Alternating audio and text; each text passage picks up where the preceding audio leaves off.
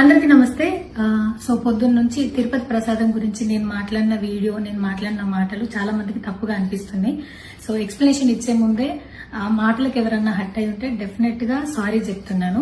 And నన్ను regular గా follow అయ్యేటోళ్లకు నాకు వెంకటేశ్వర స్వామి ఎంత ఇష్టమో తెలుసు. యూట్యూబ్ లో, ఇన్స్టాగ్రామ్ లో 3 నెలలు 4 నెలల సంది శనివారాల వ్రతాల గురించి, వాటి డీటెయిల్స్ గురించి నేను చెప్తూనే ఉన్నా. అవేవి దేని గురించి ఎవరు మాట్లాడుకోలేరు. అన్ఫార్చునేట్లీ దీని గురించి మాట్లాడిండ్రు. ఏదైనా సరే తప్పు జరిగింది నా సైడ్ నుంచి. నా మాటలు తప్పుగా ఉన్నాయి తప్పితే నా ఇంటెన్షన్ అది కాదు. మేము రిచ్ అని అన్నది 10,000 L1 క్యూ లైన్ లో నిలబడ్డప్పుడు, పొద్దున ప్రసాదం తీసుకునేటప్పుడు కాస్ట్లీ లైన్ లో నిలబడ్డమని ఆ ఉద్దేశంతో అన్నాను. ఏం జరిగినా సరే ఇప్పుడు నేను ఏది ఇచ్చినా మీకు ఎక్స్ప్లెనేషన్ లాగానే అనిపిస్తుంది తప్పితే నేను తప్పు ఒప్పుకున్నట్టు మీకు అనిపించదు. అందుకోసం నేను దాని గురించి ఎక్స్ప్లెనేషన్ కూడా ఇస్తలేను. తప్పైతే నా సైడ్ నుంచి జరిగింది అండ్ నా తమ్ముడు సోను తరపున నుంచి కూడా జరిగింది. తను అవైలబుల్లో లేడు. తన తరపున, నా తరపున అందరికీ సారీ చెప్తున్నా.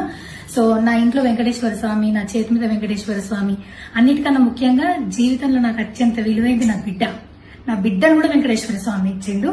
నేను ఆయన గురించి తప్పుగా ఎట్లా మాట్లాడతా? అస్సలు ఆయన గురించి తప్పుగా మాట్లాడా. ఆయన గురించే కాదు, నన్ను రెగ్యులర్ గా ఫాలో అయ్యేటోళ్లకు నేను అన్ని మతాల దేవుళ్లను మొక్కుతా, అందరి దేవుళ్లను మొక్కుతా. అందులో వెంకటేశ్వర స్వామి నా జీవితాన్ని మార్చిండు. ఈ రోజు నేను అనుభవించే ఏది కూడా ఆయన దయలేకపోతే కాదు. అట్లాంటిది ఆయన గురించి నేను ఎందుకు మాట్లాడతా? అయినా సరే తెలుసో తెలకో పొరపాటు మాటలైతే నా నోటి నుంచి, మా తమ్ముడు నోటి నుంచి వచ్చినాయి. దానికి డెఫినెట్ గా సారీ అడుగుతున్నా.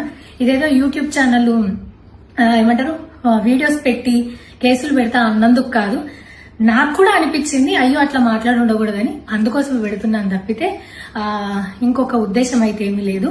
నేను మళ్ళొకసారి టీటీడీ మెంబర్స్ కి అండ్ నా మాటల వల్ల హట్ అయిన ప్రతి ఒక్కరికి నేను నా తరపు నుంచి సారీ చెప్తున్నా. అండ్ ఇంకోసారి మళ్ళీ ఎప్పుడు రిపీట్ చేయను. సో నా సారీని యాక్సెప్ట్ చేయండి. నన్ను రెగ్యులర్ గా ఫాలో అయ్యేటోళ్లకు నాకు వెంకటేశ్వర స్వామి అంటే ఎంత ఇష్టమో తెలుసు కాబట్టి వాళ్ళందరూ నన్ను నమ్ముతున్నారని కోరుకుంటున్నా. మళ్ళొకసారి ఎక్స్ప్లెనేషన్ కాదు, సారీ చెప్పినంత మాత్రాన తప్పు ఒప్పైపోతుందని కూడా కాదు. బట్ నేను చేయగలిగింది ఇది ఒక్కటే కాబట్టి మళ్ళొకసారి అందరికీ సారీ. అండ్ డెఫినెట్ గా ఐ ప్రామిస్ ఇంకోసారి ఇది రిపీట్ అవ్వదు. Thank you.